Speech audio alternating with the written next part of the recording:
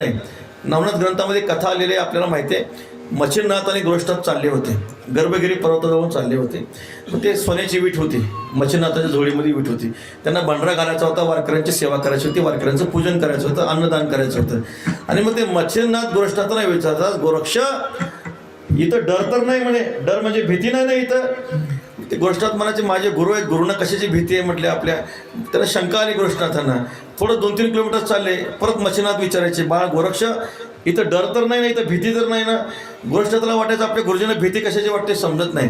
मच्छिंद्रनाथ म्हटले बाळ मी थोडं लघुशंकर जाऊन येतो, माझी झोळी सांभाळ. लघुशंकेला गेले, झोळी हातामध्ये दिली आणि मग त्यांना झोळी जड लागले.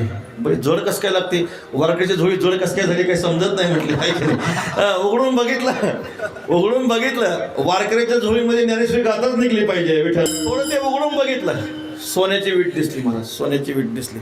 म्हटले डर हितच आहे म्हटले. ते दगड सोन्याची वीट होती, टाकून दिली.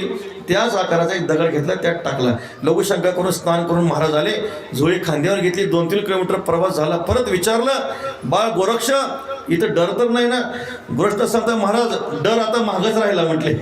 डर मागच राहिला म्हणजे नेमकं काय केलं कळलं नाही. झोळी उघडून बघितली, सोन्याची वीट नव्हती. अरे गोरक्षनाथ तुला माहित नाही, मला वारकऱ्याची पूजा करायची होती, संतांना जेवण घालायचं होतं, तू टाकून दिली, आता काय करणार. गोरक्षनाथ महाराज म्हणे तुमच्या कृपेने काय होणार नाही, मला होता कृपा तुमची, पशु बोले वे सगळं होणार आहे, थांबा म्हणे बघा. आता ते मच्छिंद्रनाथाला गोष्ट ती परीक्षा बघायची असते. संतांची सगळी लीला आहे. मच्छिंद्र तयाचा मुख्य शिष्य. मग काय केलं, गोरक्षनाथाने लघुशंका केली. तो गर्भगिरी पर्वत होता, मंत्राचा उच्चार केल्याबरोबर तो गर्भगिरी पर्वत सोन्याचा झाला. छत्रपती शिवाजी महाराजांनी श्री तुकोबरायांना धन दिलं.